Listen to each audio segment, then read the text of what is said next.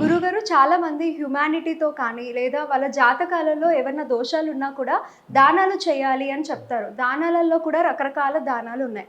అయితే ఎట్లాంటి దానం అన్నిటికంటే ఉత్తమమైన దానం అంటారు? ఫస్ట్ ఆఫ్ ఆల్ ఏంటంటే అన్నిటికంటే గొప్పదానం అన్నదానం అంటారు, లేకపోతే విద్యాదానం అంటారు. బట్ ఇక్కడ ఏంటంటే పర్పస్ బట్టి ఉంటుంది. ఇప్పుడు బాగా ఆకలేస్తుంది ఒక వ్యక్తికి, నీకు ఇప్పుడు విద్యాదానం చేస్తా అంటే ఆ వ్యక్తి ఏమంటాడు, ఫస్ట్ అన్నం పెట్టరా నాయన, తర్వాత విద్య చెప్దు కానీ అంటాడు. బాగా కడుపు నిండి ఉంది కానీ వ్యక్తికి నేర్చుకోవాలని, అప్పుడు విద్యాదానం. అంటే ఏ వ్యక్తికి ఏది అవసరమో అది ముఖ్యంగా దానం చేయాలి. అవసరం లేకుండా మీరు దానం చేస్తుందని అపాత్ర దానము అంటారు. అంటే బాగా కడుపు నిండి ఉంది, ఆ వ్యక్తికి మీరు తీసుకెళ్ళి బిర్యానీ పెట్టినా కూడా అనవసరం కదా. ఇప్పుడు ఆల్రెడీ చదువుకున్నాడు బాగా, అతనికి వెళ్ళి నేను మళ్ళీ నీకు ఏబిసిడీలు నేర్పిస్తాను, విద్యాదానం చేస్తున్నానంటే నాకెందుకు ఏబిసిడీలు అంటాడు. అంతే కదా. ఇక్కడ ఏంటంటే మనకి దానాలు రెండు రకాలుగా ఉంటాయి. ఒకటి అందరూ ఏమనుకుంటారు, అందరూ చేసేది దానం అనుకుంటారు, కాదు. మీరు ఒక వెహికల్లో వెళ్తున్నారు, సిగ్నల్ దగ్గర ఎవరో బిచ్చగా వచ్చాడు, అది దానం అవ్వదు, అది ధర్మం అవుతుంది. ధర్మం వేరు, దానం వేరు. దానం అంటే మీ యొక్క జన్మజాతకంలో ఉన్నటువంటి కాంబినేషన్స్ని బట్టి ఫలానా గ్రహానికి మీరు ఇవ్వాలి అనుకున్నారు, ఒక పురోహితుడికి మంత్ర సహితంగా మీరు ఇచ్చేటువంటి దానం. మీరు ఎవరి మీదైనా సరే జాలి చూపిస్తూ చేసేది ధర్మం అవుతుంది. మీ ధర్మాన్ని మీరు పాటించడం అవుతుంది. అది అంటే మీరు మీ ధర్మం ఏమిటి, ఒకరికి ఇబ్బంది ఉంది, మీ వంతు ధర్మం మీరు పాటిస్తున్నారు. అక్కడ ఒక వ్యక్తికి అన్నం లేదు, మీ ధర్మాన్ని మీరు పాటించాలి, హ్యుమానిటీతో చేసేది ధర్మం అవుతుంది. మీ పర్టికులర్గా చాలామంది ఇదే అడుగుతుంటారు, ఏమండి మా ఇంటి దగ్గర ఇప్పుడు మీరు చెప్పారు, ఇప్పుడు ఉదాహరణకి నేను అంటే 1 by 1 కూడా చెప్తానండి మీకు. ఎవరో చాలా పై అధికారులతో ఇబ్బంది పడుతున్నారు అన్నప్పుడు ఏం చెప్తాము, సూర్య భగవానుడు వాళ్ళ జన్మజాతకంలో ఏదైనా స్పాయిల్ అయితే ఆ రకంగా పై అధికారులు, ఎందుకంటే అధికారులకు కారకుడు రవి కాబట్టి వాళ్ళ అధికారుల ద్వారా ఇబ్బంది అనేది వస్తూ ఉంటుంది. అప్పుడు ఏం చెప్తాం, అమ్మ మీరు గోధుమలు దానంగా ఇవ్వండి, 1 kg గోధుమలు, ఎరుపు రంగు వస్త్రము దగ్గరలో ఉండే పురోహితులకి ఇవ్వండి, ఆలయంలో పురోహితులకి ఇవ్వండి అంటాం. అప్పుడు వాళ్ళు వెంటనే ఏమంటారంటే, ఇవ్వండి ఒకవేళ మాకు దొరకకపోతే బయట ఎవరికైనా తినే వాళ్ళకి ఇచ్చేవచ్చా అంటాం. ఇవ్వచ్చు, తప్పలేదు. కానీ అది ఎలా పనిచేస్తుంది అంటే అది పుణ్యం వస్తుంది ఇవ్వడం ద్వారా. కానీ ఇప్పుడు మీకు ఉన్నటువంటి దోషం అనేటువంటిది ఇలా ఇవ్వడం ద్వారా తొలగాలని రూల్ లేదు. దోషం తొలగించుకోవడం ఈజ్ డిఫరెంట్, పుణ్యం రావడం ఈజ్ డిఫరెంట్. అంటే ఎలా అంటే చెప్తాను చూడండి, చిన్న ఎగ్జాంపుల్ సైంటిఫిక్గా చెప్తానండి మీకు. బాడీలో ఒక్కోసారి మనకి ఇన్ఫెక్షన్ వస్తుంది, అదేవిధంగా శక్తి తక్కువగా ఉంటుంది. 2 రకాలు. ఇప్పుడు శక్తి తక్కువగా ఉండడానికి ఒక ట్యాబ్లెట్ ఏదో తీసుకుంటాం, గ్లూకోజ్ ఎక్కించుకోవడము సంథింగ్ ఏదో తీసుకుంటాం. ఇన్ఫెక్షన్కి ఇంకో ట్యాబ్లెట్ వేసుకుంటాం. ఇది ఇన్ఫెక్షన్ తీయడానికి పనికి వస్తుంది. ఇన్ఫెక్షన్ తీస్తే ఇన్ఫెక్షన్ పోతే మనిషి నార్మల్ అవుతాడు. కానీ ఇన్ఫెక్షన్ ఉండగా నువ్వు శక్తికి సంబంధించింది వేసుకున్నా కూడా ఇన్ఫెక్షన్ పోకపోతే అది వేస్ట్ అవుతుంది.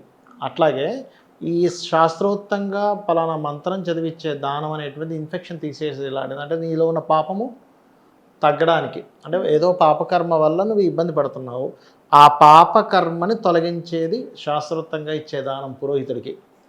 నువ్వు కొత్తగా పుణ్యం పెంచుకోవడం అనేటువంటిది నువ్వు ధర్మంగా ఇచ్చేది. అన్నం లేదనో, పుస్తకాలు లేవనో వాళ్ళకి, లేకపోతే ఇంకొకరికో సహాయపడాలనో, మెడిసిన్స్ కనో దానికి నువ్వు డబ్బులు ఇచ్చావు నీ హ్యుమానిటీ వల్ల. దానివల్ల నీకేంటి పుణ్యం వస్తుంది.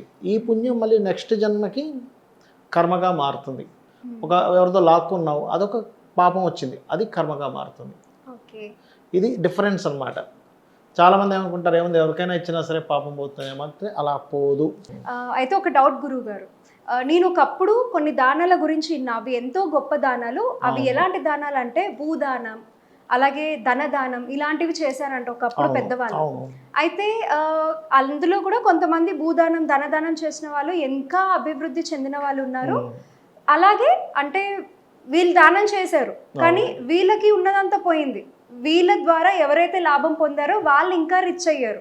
అదే నేను చెప్తున్నా. సో అది వాళ్ళ కర్మ అనుకోవాలా, అంటే పూర్వ కర్మ అనుకోవాలా, లేకపోతే ఏమనుకోవాలి? మంచి క్వశ్చన్ వేశారు. ఎందుకంటే వీళ్ళకు ఒక్కొక్కసారి వాళ్ళకి ఇవ్వాల్సింది ఉంటుంది, వీళ్ళ పుట్టి అంటే వీళ్ళు జన్మించి వాళ్ళకి ఇవ్వాల్సింది రాసిపెట్టి ఉంటుంది. అందుకే ఈ జీవుడు ఈ జన్మనెత్తి వాడు దానం చేస్తాడు ఆ వ్యక్తికి.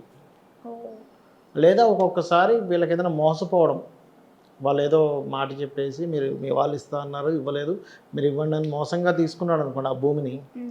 ఎవరైనా సరే మనకి కర్మ విపాకము అనేటువంటి ఒక గ్రంథం ఉంది. అండ్ అదేవిధంగా మనకి మన గరుడ పురాణంలో కూడా ఉంటుంది. ఎవరైనా భూమిని కనుక ఒక ఇసుక రేణువంత తీసుకున్న అన్యాయంగా వాళ్ళ నెక్స్ట్ జన్మ మలములో పురుగే పుడతాడట. ఇంకా చూడండి అసలు. ఇంకోటి గురుగారు, ఇప్పుడు ఈ కాలంలో బతకాలి అంటే ఒకరిని తొక్కి మాత్రమే బతకగలుగుతాం అని చూపించి బతికే జనాలు ఉన్న కాలం ఇది. ఇంకా ఈ కాలంలో దానాలు ధర్మాలు అంటారు ఏంటి అనే జనాలు కూడా ఉంటారు. అలాంటి వారికి మీరు చెప్పాలనుకునే సమాధానం ఏంటి? మనం అనుకోవడానికి చాలా బాగుంటాయి, కానీ మనం ఎవ్వరమైనా కానీ అంటే లోకం ఇలా అవుతుంది ఇలా అవుతుంది అనుకుంటాం, కానీ పిల్లల్ని నువ్వు అందరిది లాక్కొని రాని ఎవరైనా ఈతలే అని చెప్తున్నాను. బికాజ్ ఆఫ్ మన సబ్కాన్షియస్ మైండ్కి తెలిసి ఇది తప్పు అని. ఇంకోటి నువ్వు లాగేసుకోరా పర్లేదు, నువ్వు దొంగతనం చేయి పర్లేదు, నువ్వు లాగేసుకో, వాడు తింటుంది లాగేసుకో, వాడు జేబులో ఉంది లాక్కొని ఎవరు చెప్పం. జనరేషన్స్ మారుతున్నా అలా ఎవరు చెప్పరు. ఎవరో ఎక్కడో లక్షలో ఒకరు ఉంటారు మేబీ అలా చెప్పేవాళ్ళు. కానీ ఇక్కడ ఏంటంటే సొసైటీ అలా మారుతుందని మనం ఒక ఇల్యూజన్లో అనుకుంటూ ఉంటాం. ఎంత రేంజ్లో అనుకుంటామంటే ఒక 10% అలా ఉంటే మాకు 100% మనం ఊహించుకుంటాం. కానీ ఎవరికి వారు మీరు అడగండి, ఎవరికి వారు నేను మంచోడిని ఫీల్ అవుతుంటాడు. అక్కడ ఏంటంటే నేను ఆ సమయం అలా ఉంది అని కొంతమంది అనుకోవచ్చు, నాదేం తప్పే ఉంది అనుకోవచ్చు. అంటే వాళ్ళ దగ్గరికి వచ్చేసరికి వాళ్ళకేం తప్పు ఉంది అనుకోవచ్చు. అయితే ఇక్కడ మనం దానాన్ని గురించి మాట్లాడుకుంటున్నాం కాబట్టి ఇక్కడ దానము అనేటువంటిది స్పెసిఫిక్గా మీకు దేని పర్పస్ ఇస్తున్నారు అనేది మోస్ట్ ఇంపార్టెంట్. అంటే ఎలా అంటే ఇప్పుడు చూడండి, మనం ఒక ట్యాబ్లెట్ వేసుకుంటాం కదా, మెడికల్ షాప్లో అనేకమైన ట్యాబ్లెట్స్ ఉంటాయి. అందులో మీకు ఏది అవసరం ఆ పర్పస్ మీద మీరు తీసుకోవాలి మెడిసిన్. అవసరం లేనిది తీసుకోవడం వల్ల వేస్ట్. కాబట్టి దానం అనేటువంటిది మీకేంటి, ఇప్పుడు మానసికంగా ఇబ్బంది పడుతున్నారు, బియ్యము దానం ఇవ్వమని చెప్తుంది, లేదా అన్నదానం చేయమని చెప్తుంది శాస్త్రం. కీర్తి రావాలి, గోధుమలు, సూర్య భగవానుడికి సంబంధించిన దానం గోధుమలు అంటే. గొడవలు అవుతున్నాయి మాటికి, ప్రతిదీ గొడవ అవుతుంది అనుకోండి, కందులు దానంగా కనుక ఇచ్చినట్లయితే గొడవలు తగ్గుతాయి. అలా కాకుండా కొంతమందికి వ్యాపారంలో కలిసి రావట్లేదు, పెసలు దానం ఇవ్వమని చెప్పింది. ఏదైనా సరే 1250 grams ఇవ్వాలి. అదేవిధంగా బుధవారం నాడు పెసలైతే బుధవారం నాడు ఇవ్వాలి. అలాగే